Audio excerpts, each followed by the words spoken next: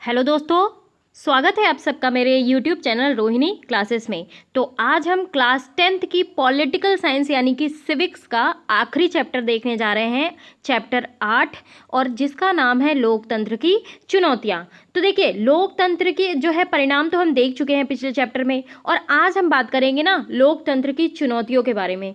तो सबसे पहले हम जान लेते हैं चुनौती आखिर होती क्या है। जब तक हम चुनौती नहीं जानेंगे तो हमें क्या पता चलेगा कि क्या क्या चुनौतियां क्या होती हैं। ठीक है, तो सबसे पहले बात कर लेते हैं ना चुनौती की। देखिए, चुनौती जो होती है ना, उन मुश्किलों को कहते हैं जिन पर विजय पाना कठिन होता है। ठीक है, बहुत मशक्कत करनी पड़ती है, लेकिन बात सुनिए कि ये जो है ना प्रयास करके उन पर विजय पाने के लिए कोशिश होती है, ये जो चुनौती होती है, ताकि आगे का रास्ता साफ हो सके।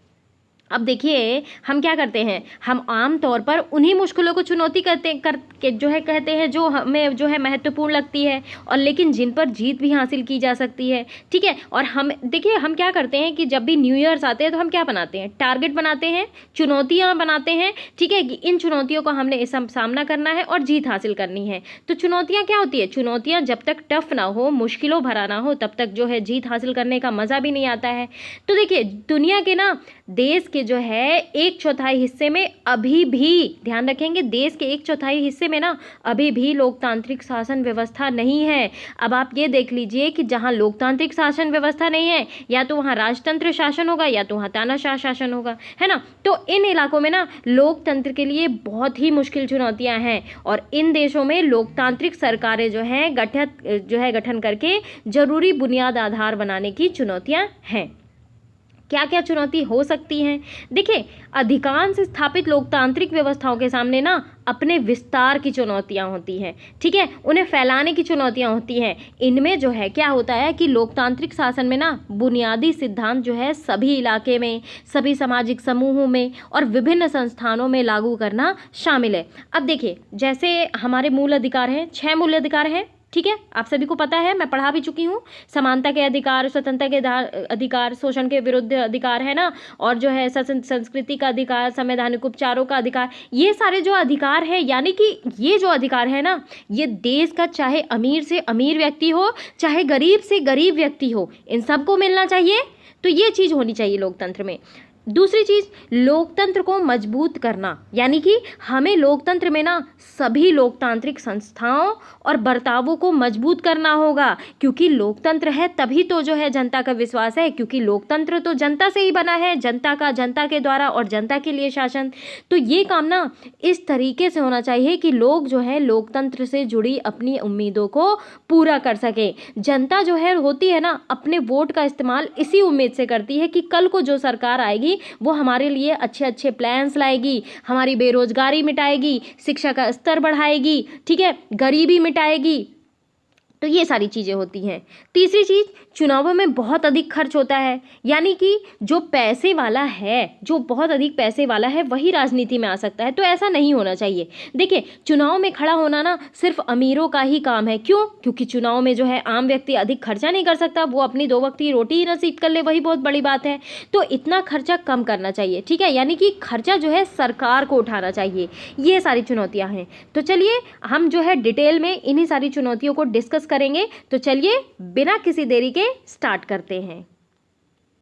अब आइए थोड़ा सा परिचय देख लेते हैं, क्योंकि आखिरी चैप्टर है, तो जो है हमें सारी चीज़ें अच्छी तरीके से इस चैप्टर में, सब 4 चैप्टरों का निचोड़ है ना। पिछले 2 वर्षों में, यानी कि क्लास 9th और ये क्लास 10th, ठीक है, आपने जितना कुछ सीखा है उसको आधार मानकर यह अंतिम अध्याय लोकतांत्रिक राजनीति के बुनियादी सवालों के जवाब देने की कोशिश करता है। अब जैसे देखिए, हमारे देश और अन्य जगहों पर लोकतंत्र के सामने क्या क्या चुनौतियां हैं। ठीक है, लोकतांत्रिक राजनीति को सुधारने के लिए क्या कुछ किया जा सकता है, क्योंकि जब तक हम चुनौतियों को नहीं जानेंगे तब तक हम सुधार भी नहीं जानेंगे कि क्या क्या कहाँ कहाँ किस किस क्षेत्र में सुधार करना है। ठीक है, ये चीज़ हो जाती है, और किस प्रकार जो है अधिक लोकतांत्रिक बन सकता है। और इस अध्याय में इन सवालों के जवाब नहीं है, यह उन तरीकों के बारे में सिर्फ कुछ संकेत और इशारे भर करता है। ठीक है, यानी कि जिनमें हम इन चुनौतियों और सुधारों की दिशा में आगे बढ़ सकते हैं। तो यह अध्याय आपको खुद अपने तरीके तलाशने और चुनौतियों पे जीत पाने का अपना रास्ता ढूंढने और लोकतंत्र को अपने ढंग से परिभाषित करने का निमंत्रण भी देता है। देखिए क्या है ना, इस चैप्टर में बहुत सारे फिलिंग द ब्लैंक्स दिए गए हैं। क्यों दिए गए हैं? ताकि जो है ना आप अपने मानसिक स्तर से जो है जवाब देने की कोशिश करें कि किस प्रकार इसमें सुधार किया जा सकता है। ठीक है, ये चीज़ दी हुई है, तो चलिए देखते हैं। कुल मिला के बेसिकली ये कहा जा सकता है कि हम इस चैप्टर में ना चिंतन करेंगे और उसका जो है सॉल्यूशन ढूंढने का प्रयास करेंगे। तो देखिए, चिंतन चुनौतियों का। क्या आपको कक्षा 9 की अपनी राजनीति विज्ञान के पाठ्य पुस्तक का पहला अध्याय याद है? देखिए, हमने उसमें ये देखा कि पिछले 100 वर्षों में दुनिया भर में लोकतंत्र का विस्तार कैसे हुआ। उसके बाद की पढ़ाई ने हमारी इस शुरुआती राय को भी पुष्ट किया कि समकालीन विश्व में लोकतंत्र शासन का एक प्रमुख रूप है। देखिए, आज आप देख लीजिए कि अगर लोकतंत्र नहीं होता तो क्या हम अपने वोट्स का इस्तेमाल कर सकते? नहीं कर सकते। क्या हम अपने मन मुताबिक सरकार चुन सकते? नहीं चुन सकते। और अगर लोकतंत्र नहीं होता तो राजतंत्र होता, और राजतंत्र होता तो फिर जनता को मौका ही नहीं मिलता। राजा और राजा, फिर राजा का बेटा, फिर राजा, फिर उस राजा का बेटा, ये इनका शासन चलता, तो कभी आम जनता को तो मौका मिलता ही नहीं।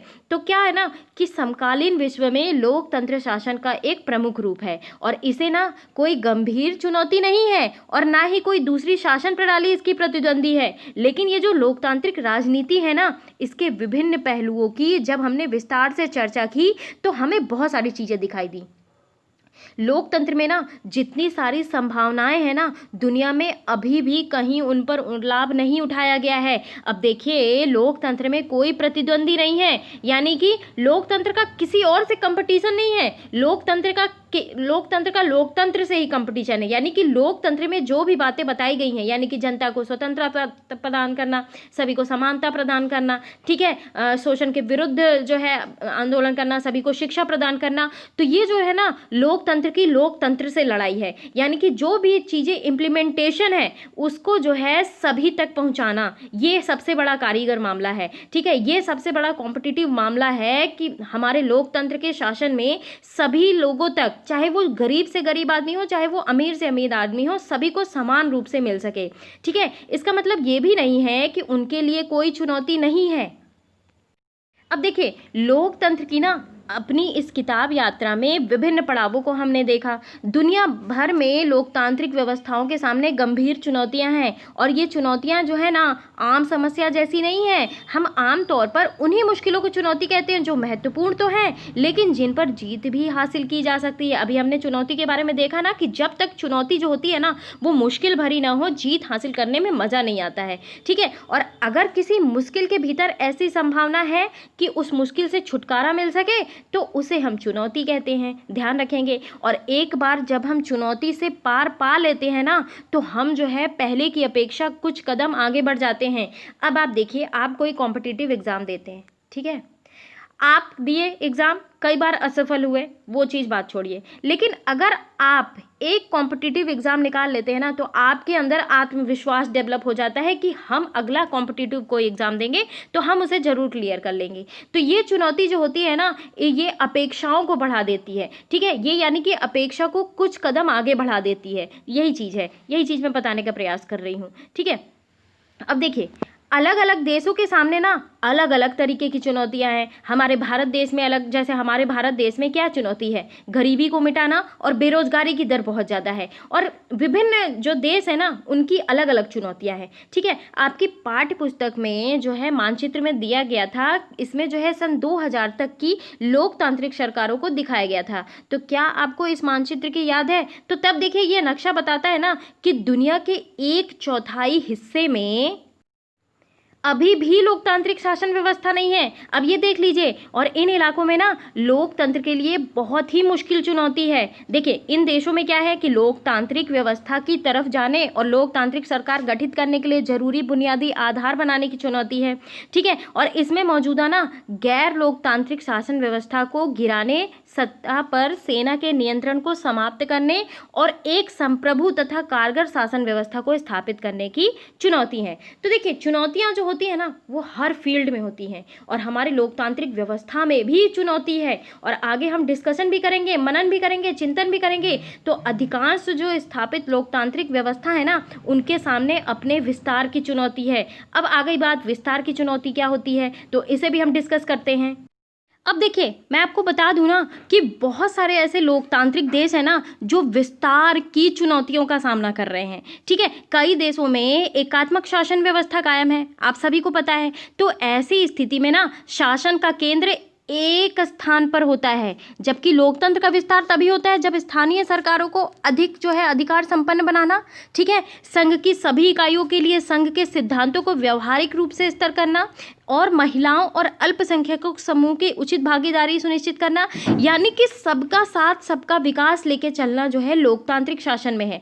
तो ऐसी चुनौतियां जो है बनी हुई हैं। ठीक है, तो ये जो विस्तार की चुनौती है ना, इसका सीधा सीधा तात्पर्य ये है कि लोकतांत्रिक शासन के बुनियादी सिद्धांतों को सभी इलाकों, सभी सामाजिक समूहों और विभिन्न संस्थाओं में लागू करना, यानी कि कोई भी छूटना नहीं चाहिए, चाहे वो गरीब तबका हो, दलित तबका हो, कोई संस्था हो, कोई अल्पसंख्यक समूह हो, महिलाएं हो, पुरुष हो, सभी में समान रूप से वितरित करना। ठीक है, यानी कि सारी बुनियादी सिद्धांत जो है सभी पे इम्प्लीमेंटेशन करना।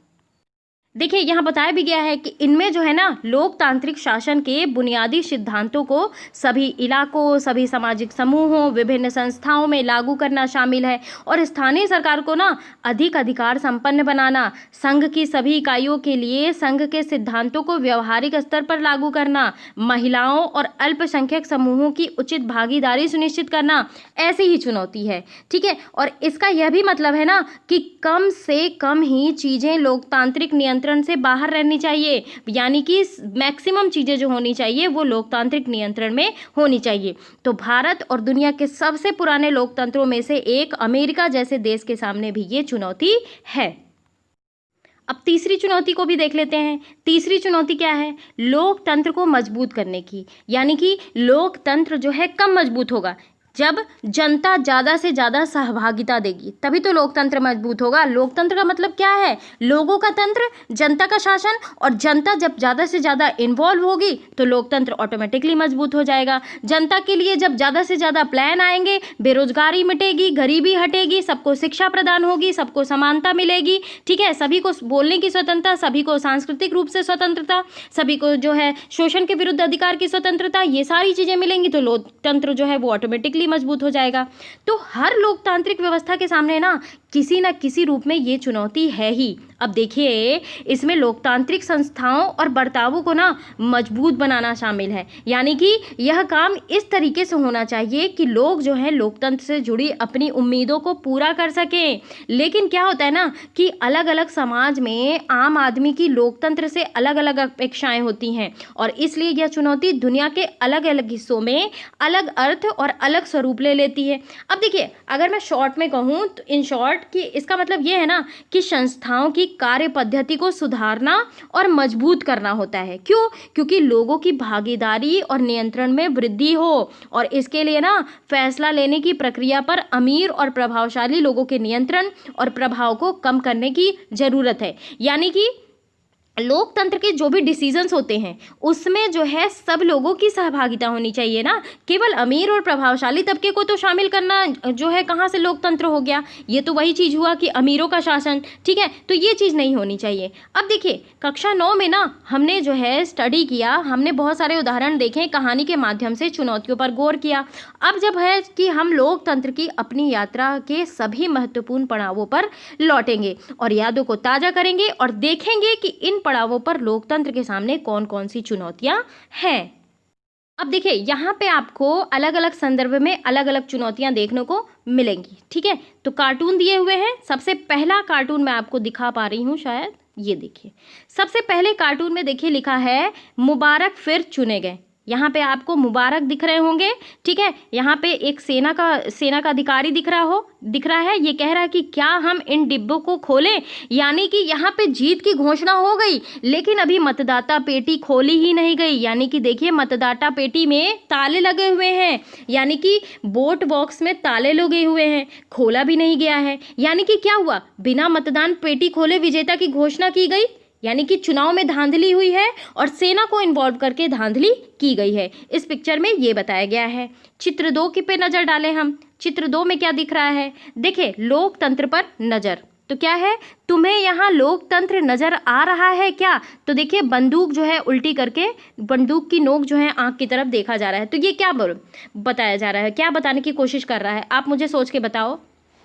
देखिए अगर आप कोई कॉम्पिटिटिव एग्जाम की तैयारी करते हैं ना, तो आपको अपनी सोचने की शक्ति विकसित करनी होगी। ठीक है, अगर आपको एक वर्ड दे दिया जाता है तो आपको इतनी सोचने की शक्ति विकसित करनी होगी कि आप उसके बारे में 20-30 वर्ड्स लिख सकें। अगर आपको कोई कार्टून दिखाया जाता है तो आप उसके बारे में मनन कर सकें। ठीक है, तो यहाँ पे जो है ना चिंतन का लेवल डेवलप करने के लिए यहाँ पे फिगर आउट किया गया है। क्योंकि ये क्लास 10th की बुक है तो यहाँ पे जो है मानसिक डेवलपमेंट पे ज़्यादा जोर दिया गया है। ठीक है, अब देखिए मैं आपको बता दूं कि हथियार के बल पर ना केवल दिखावे का लोकतंत्र प्रदर्शित हो रहा है। अब देखिए हथियार के बल पर अगर आप वोटिंग दिलवाएंगे तो क्या वो किसी प्रकार से लोकतंत्र शासन होगा? नहीं होगा। यानी कि यहाँ पे जो है तानाशाही की स्थिति बनी हुई है। ठीक है, कि जिस प्रकार कह दिया गया कि तुम भाई हम ही को वोट दो अदरवाइज तुम बचोगे नहीं, तो ये क्या हुआ? ये लोकतंत्र हुआ क्या? नहीं हुआ। लोकतंत्र में तो सभी को अपने वोट देने का अधिकार है ना, वो अपने मन मुताबिक वोट दे सकते हैं। जैसे आप देख लीजिए विभिन्न प्रकार के देश है जो इस प्रकार जो है यहाँ पे शासन करते हैं। पाकिस्तान, हम अगर पाकिस्तान की बात कर ले तो क्या है, बंदूक की नोक पे ही वोट दिया जाता है वहां पे। ठीक है, अब अगले चित्र को देखते हैं। देखिए अगला चित्र हमें यह प्रदर्शित कर रहा है उदारवादी लैंगिक समानता। तो देखिए लिबरल पार्टी की मांग है कि लैंगिक समानता और बराबर की भागीदारी हो। अब लिबरल पार्टी के मेंबर्स भी देख लीजिए, यहाँ आपको कई महिलाओं के नामो निशान दिख रहे हैं, केवल एक महिला दिख रही है 7 पुरुषों के मध्य। तो देखिए है तो ये लिबरल पार्टी, लेकिन मात्र यहाँ पे 1% फीमेल है, यानी कि यहाँ भी दिखावा हो रहा है। 8 में से 7 नेता पुरुष, मात्र 1 महिला। तो खुद की पार्टी में मात्र 1 महिला है और दिखावा दिखाने वाली पार्टी है ये, यानी कि हाथी के दांत खाने के और दिखाने के और। ठीक है, ये चीज है। अगला कार्टून आप देख पा रहे होंगे, ये है व्हाइट हाउस। व्हाइट हाउस कहाँ है? अमेरिका में। ठीक है, और यहाँ पे आपको डॉलर दिख रहा होगा। क्या दिख रहा होगा? अमेरिका की जो है अमेरिका में जो है जिस प्रकार हमारे यहाँ रुपया है वैसे अमेरिका की पूंजी है डॉलर। तो देखिए यहाँ पे आपको क्या दिख रहा होगा, यहाँ पे जो है चुनाव अभियान का पैसा लिखा हुआ है। तो यहाँ पे जो है पैसे की बर्बादी प्रदर्शित कर रहा है, यानी कि धन के बल पर चुनाव जीतना। अब देखिए ये जो पैसे का कालीन बिछता हुआ ना व्हाइट हाउस तक जा रहा है, यानी कि व्हाइट हाउस का रास्ता जो कालीन बिछाई जा रही है ना वो डॉलर की है। यानी कि क्या, राजनीति में केवल पैसे वालों का बोलबाला है। एक आम आदमी चुनाव नहीं लड़ सकता भाई, उसके पास 2 वक्त की रोटी ही नसीब हो जाए वही बहुत है। तो इसका मतलब ये है ना कि चुनाव में बहुत ज़्यादा पैसा लगता है, यानी कि अमीरों का बोलबाला है, जो लोकतंत्र की सबसे बड़ी चुनौती है। यहाँ पे देखिए आपको उदाहरण और संदर्भ, और इस मामले में लोकतंत्र की चुनौती में आपका विचार, ये तो आपका विचार होना चाहिए। और आप भी मुझे बताइए अगर मैं कहीं चूक जाती हूँ तो आप भी अपने विचार जो है कमेंट बॉक्स में जरूर बताएं। सबसे पहला है चिले। तो यहाँ पे जो है जनरल पिनोशे की सरकार चुनाव में हार गई, लेकिन अनेक संस्थाओं पर अभी भी सेना का कब्जा। अब इसमें लोकतंत्र की चुनौती बताना है। ठीक है, यानी कि सभी सरकारी संस्थाओं पर नागरिक नियंत्रण, पहला बहुदलीय चुनाव कराना, निर्वासित नेताओं को स्वदेश बुलाना। ठीक है, पोलैंड की बात करें तो सॉलिडेरिटी की पहली सफलता के बाद सरकार ने सैनिक शासन लागू कर दिया और सॉलिडेरिटी पर प्रतिबंध लगा दिया। तो इसमें क्या है लोकतंत्र के लिए चुनौती, यानी कि यहाँ पे लोकतंत्र की चुनौती ये है कि सैनिक शासन लागू कर दिया तो सेना ही सब कुछ करेगी। यानी कि जैसे अपने यहाँ मार्शल लॉ जो है वो लागू कर दिया जाता है, तो जिस क्षेत्र में या फिर जिस शहर में या फिर जिस जिले में मार्शल लॉ लागू कर दिया जाता है तो वहाँ पे सैनिकों का शासन हो जाता है, सैनिक चाहे जो करे। तो ये जो है लोकतंत्र के खिलाफ है। लोकतंत्र में लोकतांत्रिक शासन होना चाहिए। ठीक है, ये चीज है। अब घाना की बात करिए, घाना में क्या है, आजादी मिली और एनक्रूमा राष्ट्रपति चुने गए। तो देखिए ये जो घाना था ना, ये आज़ादी मिली किससे? ब्रिटेन के उपनिवेश से। ठीक है, ये भी ब्रिटेन का उपनिवेश राज्य था। ठीक है, तो घाना की मुक्ति जो है ये एनक्रूमा की ही देखरेख में हुई। और इसके बाद एनक्रूमा जो है वो घाना के प्रथम राष्ट्राध्यक्ष यानी कि राष्ट्रपति चुने गए। यानी कि जैसे हमारे देश में ना जब जो है स्वतंत्रता मिली 1947 में, तो उसके बाद जो है संविधान लागू हुआ 1950 में, तो राजेंद्र प्रसाद जी राष्ट्रपति बने। तो उसी प्रकार यहाँ घाना में भी आज़ादी मिली और लोकतंत्र की सबसे अच्छी चीज़ कि एनक्रूमा जो है वो राष्ट्रपति चुने गए, ये चीज़ हुई। अब देखिए म्यांमार की बात कर लें। म्यांमार में क्या है कि 15 वर्षों से जो है ज़्यादा से सू की नज़रबंद और सैनिक शासन को विश्व स्तर पर मान्यता। तो देखिए अगर मैं बात करूँ ना आंग सान सू की, तो ये जो है ना बर्मा के राष्ट्रपिता आंग सान की पुत्री थी, ठीक, यानी कि पुत्री थी नहीं है, ये अभी भी जीवित है, जिनकी जो है 1947 में राजनीतिक हत्या कर दी गई थी। तो सूकी ने ना बर्मा में लोकतंत्र की स्थापना के लिए काफ़ी लंबा संघर्ष लड़ा है। अब देखिए कि आंग सान सूकी को जो है ना कई वर्षों तक जो है घर में नज़रबंद रखा गया था, यानी कि 20 वर्ष कैद में बिताए गए और 14 साल जो है इनका गवाह है, ठीक है। और बर्मा की सैनिक सरकार ने ना उन्हें पिछले कई वर्षों से घर में नज़रबंद कर रखा हुआ था और उन्हें 13 नवंबर जो है 2010 को रिहा किया गया। तो ये जो है सूकी की कहानी है। तो यानी कि लोकतंत्र के लिए जो है आंग सान सूकी ने जो है ये बहुत लंबी लड़ी है, ठीक है, ये चीज़ बताई जा रही है।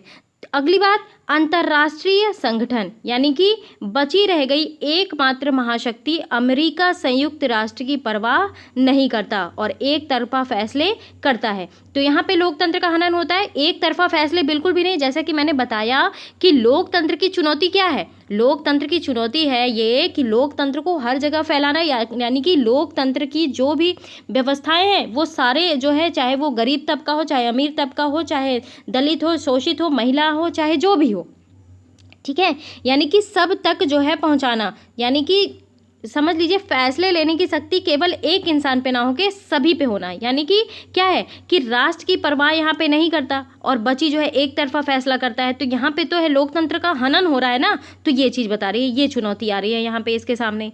अगली बात है मैक्सिको।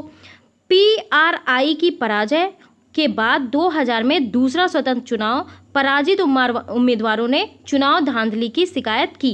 तो अब देखिए लोकतंत्र व्यवस्था में ना एक सबसे बड़ी चुनौती है चुनाव में पारदर्शिता दिखाना, यानी कि चुनाव जो है वो निष्पक्ष और धांधली मुक्त हो, ठीक है, ये चीज़ चुनौती होनी चाहिए। अगला है चीन। तो चीन में क्या है, कम्युनिस्ट पार्टी आर्थिक सुधार अपनाती है पर राजनीतिक सत्ता पर एकाधिकार बनाए रखती है। अब देखिए कम्युनिस्ट पार्टी जो है आर्थिक सुधार तो अपना रही है, लेकिन राजनीतिक सत्ता में कई साल से एक ही सरकार का काबिज होना ये लोकतंत्र का हनन है, ठीक है। लोकतंत्र की व्यवस्था में सभी को जो है सरकार बनाने की, जिसको बहुमत प्राप्त हो वो सरकार बनाए, लेकिन यहाँ पे तो एकाधिकार बना हुआ है, तो ये चीज़ गलत बताई जा रही है। पाकिस्तान की बात कर लेते हैं। जनरल मुशर्रफ जनमत संग्रह कराते हैं, मतदाता सूची में गड़बड़ी के आरोप लगते हैं। अब देखिए ये जो जनरल मुशर्रफ है ना, अगर मैं आपको थोड़ा सा मुशर्रफ के बारे में बता दूं तो देखिए जब कारगिल वॉर हुआ था ना भारत और पाकिस्तान के मध्य 1999 में, तो ये जो मुशर्रफ थे ना ये ही पाकिस्तान के सेना प्रमुख थे। अब मैं आपको बताऊं कि मुशर्रफ ने क्या गलती की। देखिए 1999 में नवाज शरीफ ने जब मुशर्रफ को उनके पद से हटाने की कोशिश की ना, तो मुशर्रफ के प्रति वफादार जनरलों ने शरीफ का ही तख्ता पलट करके सरकार पर कब्जा कर लिया। अब बात बताऊं मैं सन 2000 की, तो 2000 में पाकिस्तान के सर्वोच्च न्यायालय ने ये आदेश दिया कि पाकिस्तान में चुनाव कराए जाएं। तो मुशर्रफ ने ना जून 2001 में तत्कालीन राष्ट्रपति उस समय थे रफ़ीक तरार, ध्यान रखेंगे रफ़ीक तरार को हटा दिया और खुद राष्ट्रपति बन गया। और अप्रैल 2002 में ना उन्होंने राष्ट्रपति बने रहने के लिए जनमत संग्रह कराया और जिसका अधिकतर राजनीतिक दलों ने बहिष्कार किया। और उसने ना जो है मतदाता सूची में उसके ऊपर गड़बड़ी के भी आरोप लगाए गए, क्योंकि ये था ना कि मुशर्रफ बार बार क्यों जीत रहा है, ठीक है, तो ये चीज़ थी। तो मुशर्रफ के शासन के दौरान ना भारत में उग्रवादी हमले बढ़े, लेकिन बाद में दोनों देशों के बीच शांति की बातचीत आगे बढ़ी, तो ये चीज़ थी। आगे बात करते हैं इराक की। तो इराक में क्या है, नई सरकार अपनी सत्ता कायम नहीं कर पाती, बड़े पैमाने पर सांप्रदायिक हिंसा। तो देखिए एक लोकतंत्र के शासन में ना संप्रदायवाद तो बिल्कुल होना ही नहीं चाहिए। धर्मनिरपेक्ष राज्य होता है ना, यानी कि किसी भी धर्म को प्रमोट ना करना, सभी धर्म एक राज्य के लिए समान है। लेकिन यहाँ क्या हुआ, यहाँ पे सांप्रदायिक हिंसा जो है वो लोकतंत्र के लिए सबसे बड़ी चुनौती है। ठीक है, ये चीज़ है, ध्यान रखिएगा। अब देखिए दक्षिण अफ्रीका की बात कर ले। मंडेला का जो है सक्रिय राजनीति से संन्यास, उनके उत्तराधिकार मबेकी पर गोरे अल्पसंख्यकों को दी गई कुछ रियायतें वापस लेने का दबाव। यानी कि क्या कि देखिए अल्पसंख्यकों को जो रियायतें दी गई हैं ना, क्यों दी गई हैं, क्योंकि वो संख्या में बहुत कम है और उनको प्रमोट करने के लिए, उनको आगे आने के लिए कुछ रियायतें दी गई हैं। लेकिन अब क्या हो रहा है, उन पे दबाव बन रहा है वापस लेने के लिए कुछ जो रियायतें दी गई हैं। तो ये तो उनके अधिकारों का हनन है ना। तो लोकतंत्र में चुनौती ये है कि अल्पसंख्यकों को जो भी रियायतें दी जाती हैं उनका प्रॉपर पालन किया जाए। ठीक है, उनका प्रॉपर इम्प्लीमेंटेशन किया जाए, ये चीज़ है। अगला है अमेरिका, गुआंतानामो बे। ठीक है, ये हम पढ़ भी चुके हैं पिछले चैप्टर में। तो संयुक्त राष्ट्र संघ के महासचिव इसे अंतर्राष्ट्रीय कानून का उल्लंघन बताते हैं। अमेरिका की जो है अमेरिका का उनकी बातें मानने से इनकार। यानी कि अब देखिए गुआंतानामो बे में क्या हुआ था, अमेरिका फौज ने दुनिया भर के विभिन्न स्थानों के 600 लोगों को ना चुपचाप पकड़ लिया और जेल में डाल दिया। तो ये था कि ये जो संयुक्त राष्ट्र संघ के महासचिव है ना, इसे जो है अंतर्राष्ट्रीय कानून का उल्लंघन बताते हैं। लेकिन अमेरिका जो है ये बात मानने से इनकार करता है। अब देखिए जिन 600 लोगों को पकड़ा गया ना, उनमें से संदेह के आधार पर उनमें से कई लोगों को पकड़ लिया गया। तो कानून जो है ये कहता है कि किसी भी व्यक्ति को जो है संदेह के आधार पर आप नहीं पकड़ सकते। लेकिन अमेरिका जो है इनकी बातों पर डिनाई कर रहा था। तो ये जो है लोकतंत्र का हनन है। सऊदी अरब की अगर बात करें तो देखिए महिलाओं को सार्वजनिक गतिविधियों में हिस्सा लेने की अनुमति नहीं, यानी कि धार्मिक अल्पसंख्यकों को आज़ादी नहीं। अब ये क्या बात हुई भाई, मान लीजिए आप कि जो है 50% हिस्सा जो है वो महिलाओं का है, महिलाओं की आबादी 50% है, और अगर उनको सार्वजनिक गतिविधियों में या फिर कह लीजिए कि राजनीति में, इंडस्ट्रीज़ में, किसी भी क्षेत्र में, फिल्म में, ठीक है, उनकी सार्वजनिक गतिविधियां ही नहीं होंगी तो कोई मतलब ही नहीं रह जाता। यहाँ पे लोकतंत्र का बिल्कुल ही हनन है। ठीक है, क्योंकि महिलाओं की हिस्सेदारी जब तक नहीं होगी तो एक देश को लोकतंत्र नहीं कहा जा सकता। ठीक है, अगली बात करते हैं युगोस्लाविया की। कोसोवो प्रांत में सर्ब और अल्बानियाई लोगों के बीच जातीय तनाव, युगोस्लाविया बिखर गया। अब देखिए जातीय तनाव होगा तो जो है देश तो बिखरेगा ही, इसलिए सभी जातियों को, किसी एक जाति को नीचा ना दिखा के सभी जाति को बराबर रूप से देखना एक लोकतंत्र की रीढ़ है। ठीक है, ये चीज़।